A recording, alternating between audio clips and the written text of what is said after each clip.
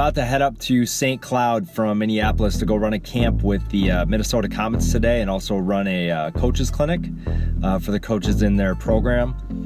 And their director is a guy by the name of Chris Lewis. He's a great guy, and he is a guy that I met about 10 years ago running a camp for Net Gain Sports out of Minneapolis. And you know, we've known each other for 10 years, and, you know, through social and through when I used to run Wisconsin Playmakers. And, but the thing is, like, we went 10 years without, you know, going in and doing any work with their program, even though he's been following us, watching what we do, using some of our stuff, really for going on 10 years. So the moral is, you have no idea who is watching you. You just have no idea. When you're trying to build a business, build a brand, you have no idea who is watching you, who's paying attention to your stuff, who's using your stuff, and you know, what reputation you are building in every single action that you take. So, you know, the advice I would give you is that every action that you take should be built around the framework that your ideal clients and the people that you want to be working with are watching every single thing that you do.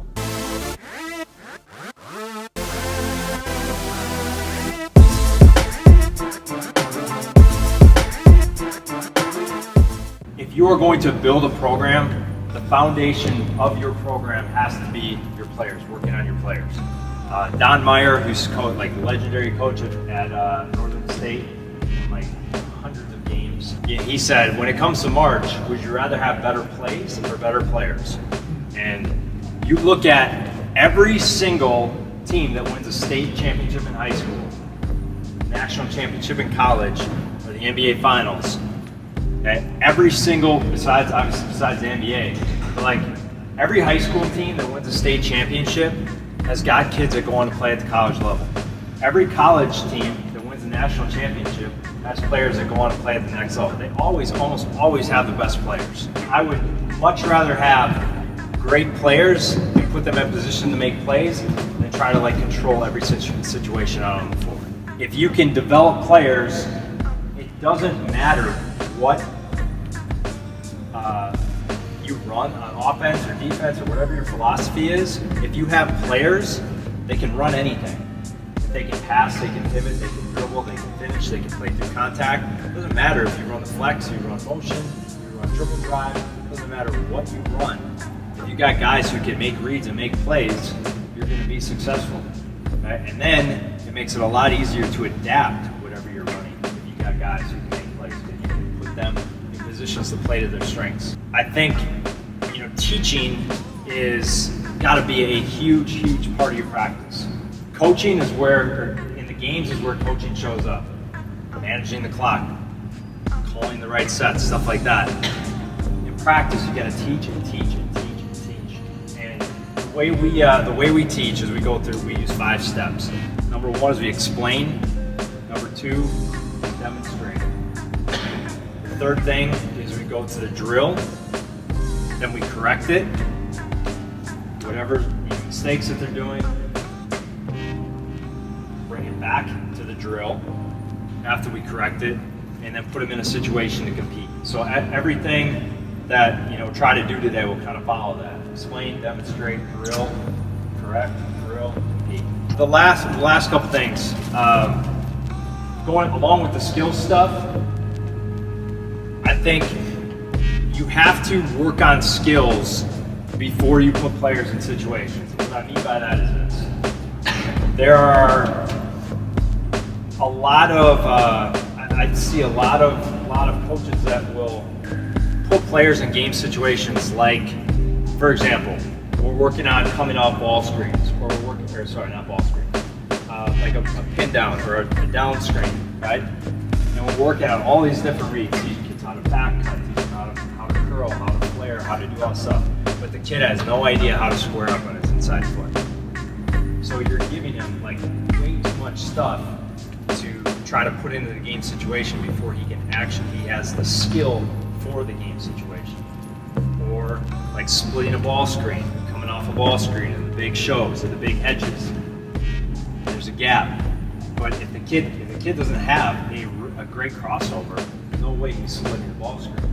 Right? So they have to have, obviously there's a fine line between, and obviously the more skilled they are, the more situations you can put them in, and you can have that progression, but they have to have, they got to be able to pivot, they got to be able to handle the basketball, they got to be able to finish before they get put into those situations and be able to expect them to perform correctly. Because otherwise they're trying to do too many things at once. I think you work on a few things, especially like if you're coaching AAU or like youth or middle school, work on a couple things, get great at those things, use those things as like the stamp of what you're going to do really well, and then be okay with everything else. Because if you try to do everything, you're not going to be good at anything. If you're trying to do a million different things in practice, none of it's going to show up in a game. There's no one-fits-all answer for everybody. You got to know your team, know where they're at, like, and just kind of have that awareness, have that self-awareness. Okay, we're working on this stuff in practice. Is it showing up in games? And if it's not, why not? Like, if we're running, I put in an offense. If it's not working, is it not working because we're turning the basketball over at half court?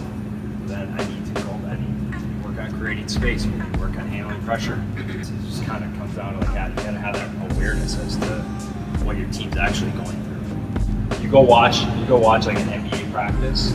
It is unbelievable how simple this stuff is that they're working on, because the guys even at that level don't have the skills. When I first went to NBA practice, it was unbelievable to me. I was like, I could not believe that some of these guys who are like first round draft picks, like that guy actually can't finish with his left hand. One of my friends, assistant coach of the Bucks, he's got this guy in, first round draft pick. In the first like 8 minutes of his workout, just doing like mic control with this guy. This guy's a first round draft pick. So just kind of an example of like these. You have to have these individual skills. Now, if you're visiting our YouTube channel, I know that you're a serious, committed, and driven player or coach who's looking to take their game to the next level. And if that's the case, and you're ready to thrive, then your ideal next step is to download our blueprint. It's a training guide that we've used to develop middle school through NBA players, and it's packed with over 500 drills, 20 positional workouts, and inspirational stories to keep you motivated. You can get that by clicking the link below.